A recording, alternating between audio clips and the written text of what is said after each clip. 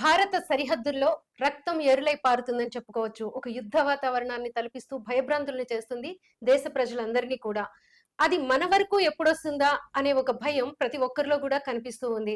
అయితే అసలు ఈ కాశ్మీర్‌కి, మనకి, పాకిస్తాన్‌కి ఉన్న గొడవేంటి? అంటే చాలా కాలమైంది దీని గురించి చాలా మంది కూడా చర్చించుకొని, చాలా మందికి కూడా తెలీదు అసలు ఈ యుద్ధం ఎందుకు జరుగుతుంది? ఓన్లీ ఒక పెహల్గాంలో దాడి వల్లనే ఇదంతా జరుగుతుందా? లేకపోతే అసలు దీనికి బేస్ ఏంటి? అసలు కాశ్మీర్‌కి, మనకి, పాకిస్తాన్‌కి మధ్య జరిగిన ఈ కథ ఏంటి అనేది ఒకసారి అంటే చాలా మందికి కూడా తెలీదు. తెలియని విషయాలు కూడా మనం ఇప్పుడు తెలుసుకుందాం. మనతో మాట్లాడడానికి సీనియర్ జర్నలిస్ట్ కోటిరెడ్డి గారున్నారు. కోటిరెడ్డి గారు నమస్తే అండి. నమస్తే. నమస్తే అండి. చాలా మందికి అసలు కాశ్మీర్‌కి, మనకి మధ్య ఉన్న గొడవేంటో తెలీదు. అసలు ఎందుకు అవును. జరుగుతుంది ఈ యుద్ధం ఏంటో తెలీదు. ఏదో వాళ్ళకి మనకి గొడవలున్నాయి. అసలంటే ఒక పాకిస్తాన్ అనేది మన శత్రు దేశం అనేది చిన్నప్పటి నుంచి నాటుకుపోయి ఉంది తప్ప, అసలేంటి ఈ గొడవకి బేస్ ఏంటనేది చాలా మందికి తెలుసు. సో, మీరు అంటే చెప్తే చాలా మంది తెలుసుకుంటారు కదా అని. కాశ్మీర్‌కి సంబంధించినటువంటి వివాదం మనకి స్వతంత్రం రాకముందు నుంచి కూడా కొనసాగుతూ వస్తుందండి. ఇప్పుడు కొత్తగా వచ్చినటువంటిది కాదు కాశ్మీర్ వివాదం అనేది. ఇప్పటికీ పాకిస్తాన్ తోటి భారత్ 2 సార్లు యుద్ధం చేసింది. 2 సార్లు యుద్ధాలు అప్పుడు కూడా బేస్ అంతా కూడా కాశ్మీర్ చుట్టూ నడుస్తూ వచ్చింది.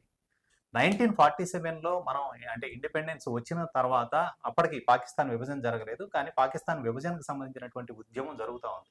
వాళ్ళంతా కూడా అంటే ప్రత్యేకంగా ముస్లిం దేశం కావాలి అనేటువంటి వివాదం నడుస్తా ఉంది. అప్పుడు కూడా కాశ్మీర్ మాకు ఇది కావాలి అంటే అంతర్భాగం కావాలి అనేటువంటిది ఉంది. అప్పుడు వాళ్ళు అంతా కూడా కాశ్మీర్‌ని పాకిస్తాన్‌లో కలపాలి అనేటువంటి డిమాండ్ చేస్తూ వచ్చారు. అప్పుడు కాశ్మీర్, జమ్మూ కాశ్మీర్‌కి రాజుల పాలన ఉండేది. హరి సింగ్ అని చెప్పి అప్పుడు ఒక రాజు ఉన్నారు. ఆయనకు ఒక స్వతంత్రత ఉంది. అంటే ఏ దేశంలో అయినా కలపడానికి అటు భారత్ కావచ్చు, ఇటు పాకిస్తాన్‌లో కావచ్చు, 2 వైపులా కలిపేందుకు ఆయనకు ఒక స్వేచ్ఛ ఉంది. ఆ స్వేచ్ఛని ఆయన అంటే దాన్ని అలాగే అంటే హోల్డ్‌లో పెట్టారు. ఎటు కలపకుండా పెట్టారు. ఈ సమయంలోనే పాకిస్తాన్‌కి సంబంధించినటువంటి ఒక తెగ ప్రత్యేకంగా కాశ్మీర్ మీద దాడి చేసింది. అంటే ఇప్పుడు ఉగ్రవాద దాడుల తరహాలోనే దాడి చేశారు. దాడి చేసినప్పుడు ఈ కాశ్మీర్‌కి అవసరమైనటువంటి సపోర్ట్ మొత్తం ఇండియా చేసింది. ఇండియా చేయడంతోటి ఆ రోజు మహారాజు నిర్ణయం వెంటనే మార్చుకొని తను పాకిస్తాన్ కలపకుండా దాన్ని ఇండియా కలపడానికి నిర్ణయం తీసుకున్నారు.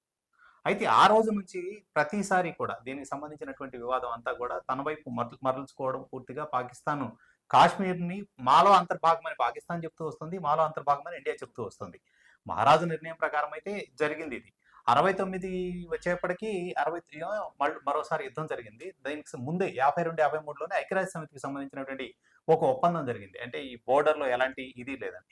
అట్లాగే ఇప్పుడు ఇండియా మ్యాప్‌లో మనం చూస్తున్నటువంటిది గాని, పాకిస్తాన్ మ్యాప్‌లో మనం చూస్తున్నటువంటివి గాని 2 సరిహద్దులు ఖచ్చితంగా అలా ఉండవు. మ్యాప్ అంతకుముందు రూపొందించినటువంటి మ్యాప్ మనకు కనిపిస్తూ ఉంది కానీ, పీఓకే అంటే పాక్ హ్మ్. ఆక్రమిత కాశ్మీర్ ఏదైతే ఉందో, ఆక్రమిత కాశ్మీర్ లోపలికుంటుంది. సో, ఆ మ్యాప్ ప్రకారం ఉండదు.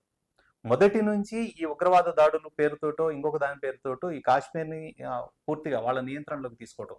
మొదటిగా కాశ్మీర్ మీద వీళ్ళ దృష్టి ఎందుకు పడుతుంది అనేది కూడా చూడాలి. హ్మ్. కాశ్మీర్ మీద దృష్టి అంటే కాశ్మీర్ ఒక హిమ ప్రాంతం పూర్తిగా. అక్కడ జీవనదులకు పుట్టిల్లు ఉంది.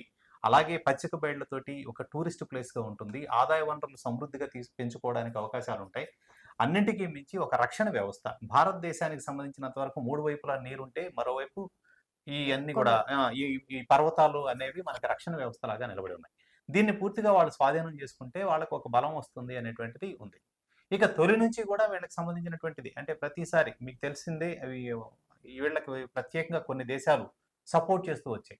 ఉగ్రవాదం ప్రపంచవ్యాప్తంగా ఎప్పుడైతే వివాదాస్పదమై అట్లాగే 26/11 సంఘటన జరిగి అమెరికాలో ఎప్పుడైతే జరిగిందో ట్విన్ టవర్స్‌ని కూల్చేశారో ఆ తర్వాత తీవ్రత పెరిగింది గానీ, అంతకుముందు అమెరికాతో సహా మిగతా దేశాలు కూడా వీళ్ళని పాకిస్తాన్‌కి సపోర్ట్ చేస్తూనే వచ్చాయి. పాకిస్తాన్‌కి సపోర్ట్ చేయడం అనేది ఎప్పుడైతే వచ్చిందో వాళ్ళు దాన్ని కేవలం అంటే దీన్ని స్వాధీనం చేసుకోవడమే కాకుండా, ఒక రకమైనటువంటి ప్రపంచవ్యాప్తంగా ఉగ్రవాదానికి వెన్నుదన్నుగా నిలిచేటువంటి పరిస్థితి వచ్చింది పాకిస్తాన్‌లో. ఇప్పుడు ఆ వివాదం రావడానికైతే హరిసింగ్ ఆ రోజు కలపడం వచ్చినటువంటి వివాదంతోటే మొదలైందని ఖచ్చితంగా చెప్పుకోవచ్చు.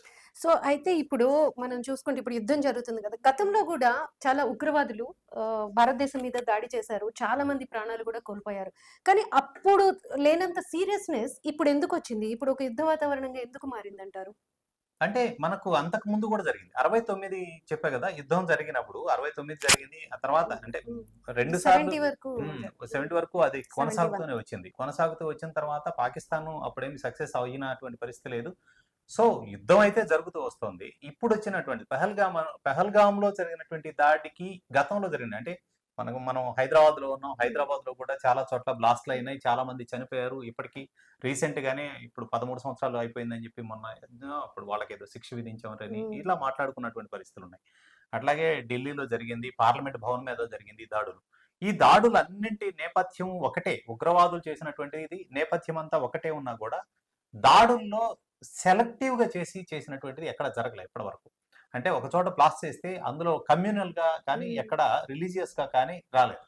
కానీ పహల్గామ్‌లో చేసినటువంటి దాడిని చూస్తే పర్టిక్యులర్‌గా కొంత పర్సన్స్‌ని నువ్వు హిందువా? ముస్లిమా? హిందువా? ముస్లిమా? ఇలా వెతికి వాళ్ళ బట్టలు విప్పదీసి మరీ చూసి వాళ్ళని కాల్చినటువంటి సందర్భం వచ్చింది. అంటే ఒక రకమైనటువంటి ఆహా! మత ఉగ్రవాదాన్ని తీవ్రంగా చేశారు.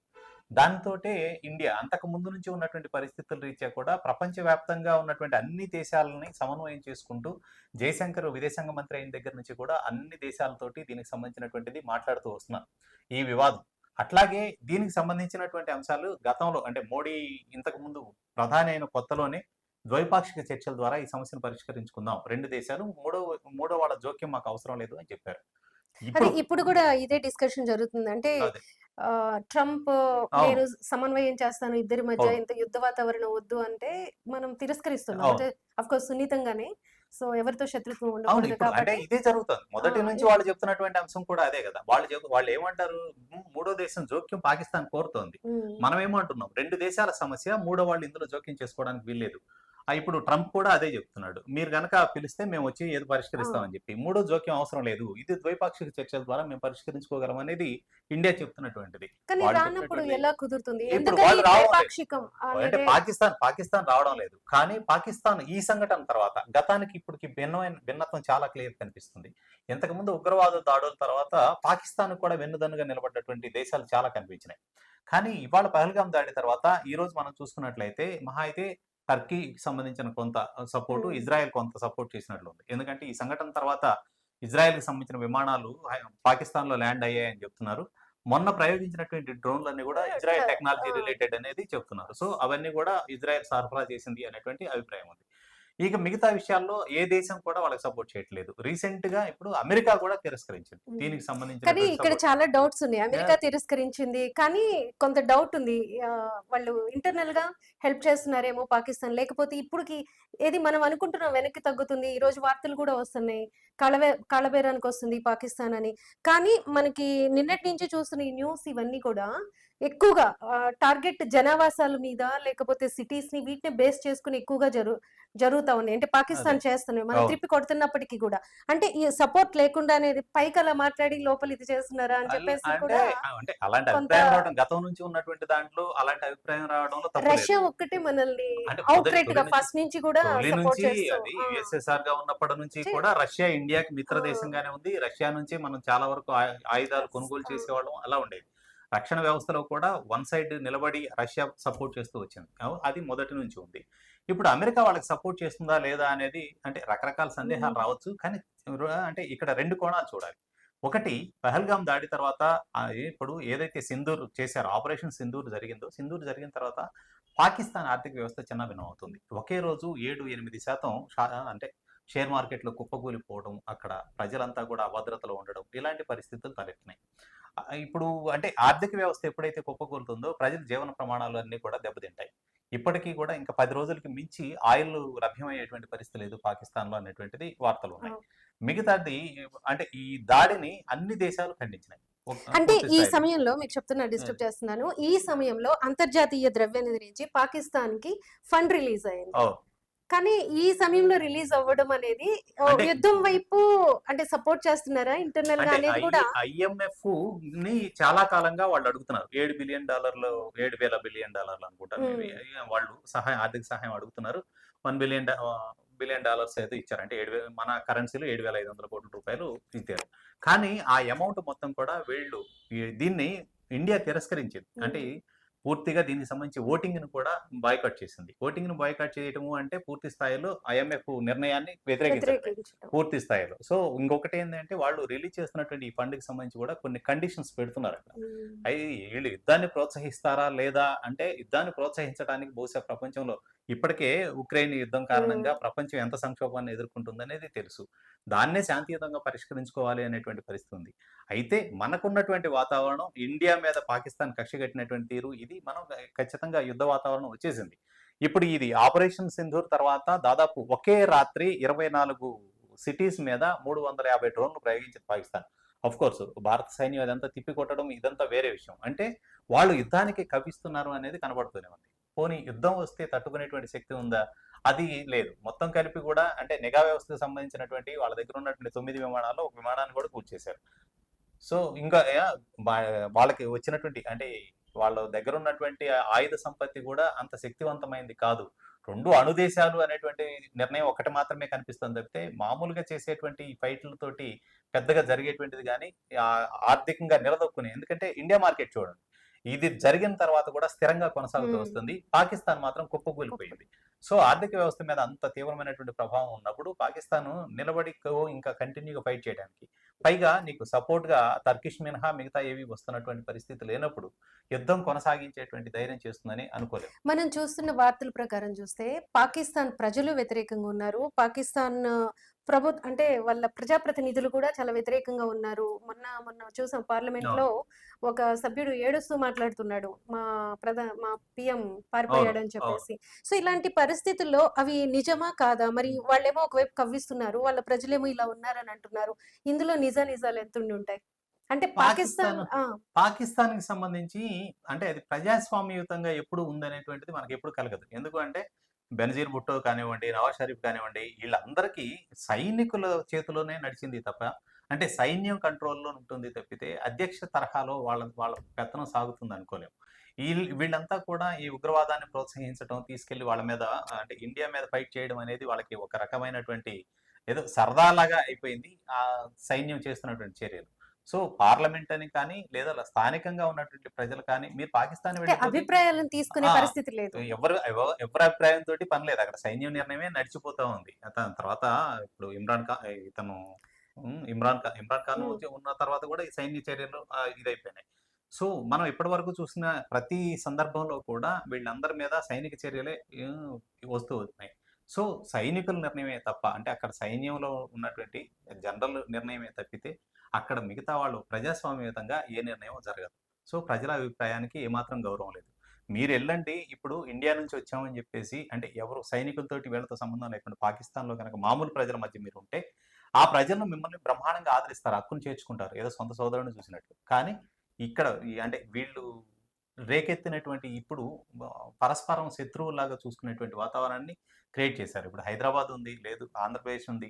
ఈ ప్రాంతాల్లో కూడా పల్లెటూర్లు చూస్తే పర్టిక్యులర్‌గా మీరు హైదరాబాద్ సిటీని తీసేసి మిగతా చోట్ల చూడండి. ఆ కమ్యూనల్ ఇది కానీ, ఈ రిలీజియస్ ఇది కానీ కనిపించదు. అక్క, బావ, అన్న, తమ్ముడు అని అందరూ మాట్లాడుకునేటువంటి వాతావరణం ఉంటుంది. సో, ఈ వాతావరణం మొత్తం కూడా ఇప్పుడు దెబ్బతినిపోతుంది. పరస్పరం ఎవరికి వాళ్ళు శత్రువులుగా చూసుకునేటువంటి పరిస్థితి వచ్చింది. అది కొనసాగే అవకాశాలు ఎక్కువ కనిపిస్తూ ఉన్నాయి.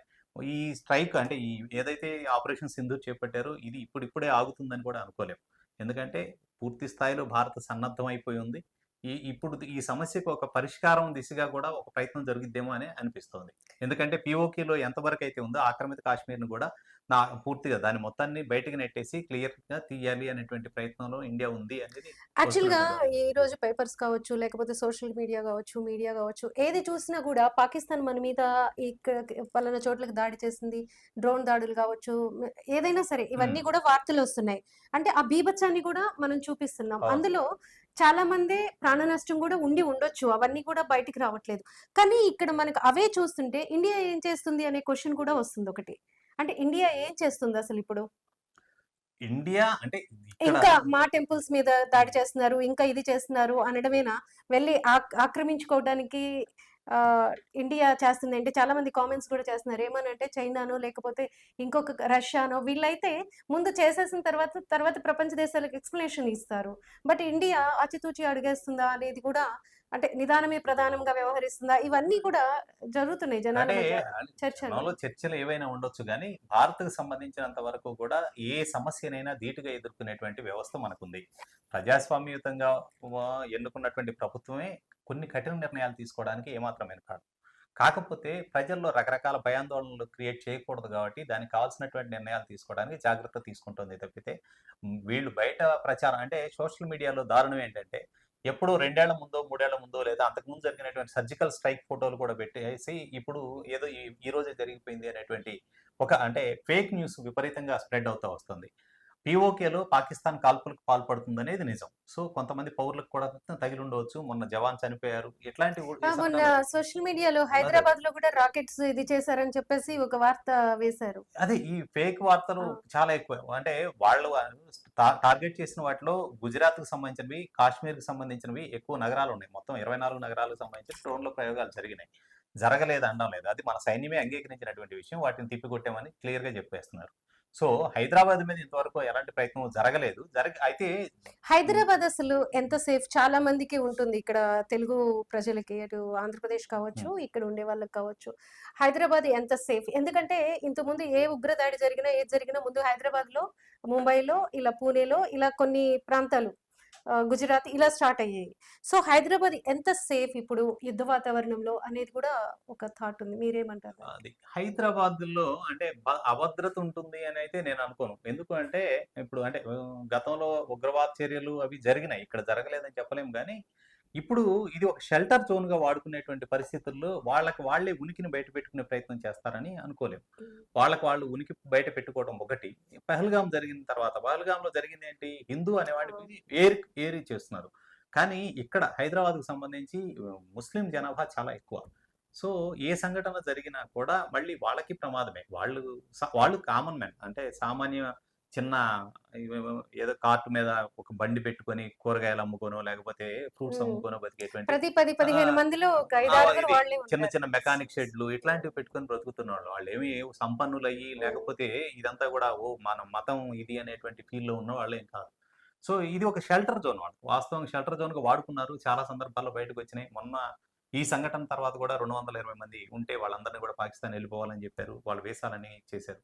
సో, ఇక్కడ తొందరపడి ఏదో చేస్తారు అని అనుకోలేము. అయితే అంటే ఈ సంఘటన ఏదైనా జరగొచ్చు. మన ఆలోచనలు వేరు గావచ్చు. వాళ్ళ నిర్ణయాలు వేరుగా ఉండొచ్చు గానీ, ప్రస్తుతం అయితే హైదరాబాద్‌లో అంత ప్రమాదకరమైనటువంటి పరిస్థితులు లేవనైతే ఖచ్చితంగా జెప్పుకోవచ్చు. ప్రపంచ దేశాలన్నీ కూడా ఇప్పుడు భారత్‌తోనే కలిసున్నాయని చెప్పేది మనకి స్పష్టంగా తెలుస్తుంది. అదే విషయాన్ని కోర్ట్ కూడా చెప్తున్నారు. సో, అయితే ఇక్కడ అంటే భారతదేశం ఒక ప్రతిష్టాత్మకంగా తీసుకుంది. అలానే సెల్ఫ్ రెస్పెక్ట్‌గా గూడా అంటే ఈ విషయంలో ఏ దేశము కూడా జోక్యం చేసుకోవద్దు. చే సహాయానికి ముందుకు రావడం అభినందనీయం అంటూనే సున్నితంగా వాళ్ళ హెల్ప్‌ని కూడా తిరస్కరిస్తుంది. ఇంకొకటేంటంటే ఇక్కడ ఎక్కువగా గూడా ఇప్పుడు ఈ యుద్ధంలో వాడుతున్నయన్నీ కూడా సెల్ఫ్ మేడ్ ఆహ్, మిసైల్స్ కావచ్చు. వాటెవర్ మనం ఇప్పుడు వాడుతున్నయన్నీ కూడా మనం ఏదైతే తయారు చేసుకున్న సాంకేతిక పరిజ్ఞానం ఉందో అది ఇండియాలో మేడ్ ఇన్ ఇండియానే వాడుతున్నారు. సో, మిగతా వాళ్ళ సహకారాన్ని కొంతవరకు తిరస్కరిస్తూనే సున్నితంగా అంటే యుద్ధాన్ని మనమే గెలవాలి, మనమే చేయాలి, మనమే డెసిషన్ తీసుకోవాలి అనే ఉద్దేశంలో ఒక సెల్ఫ్ రెస్పెక్ట్‌తో భారత ప్రభుత్వం కనిపిస్తుందని మనం చెప్పుకోవచ్చు. అందుకే ఆచితూచి అడుగేస్తూ పాకిస్తాన్ కవ్విస్తున్నా కూడా అక్కడ ప్రజలకి ఏమీ కాకుండా చర్యలు తీసుకుంటూనే వీళ్ళు ముందడుగేస్తున్నామని చెప్పేసి అధికారులు చెప్తున్నారు. ప్రభుత్వము చెప్తుంది.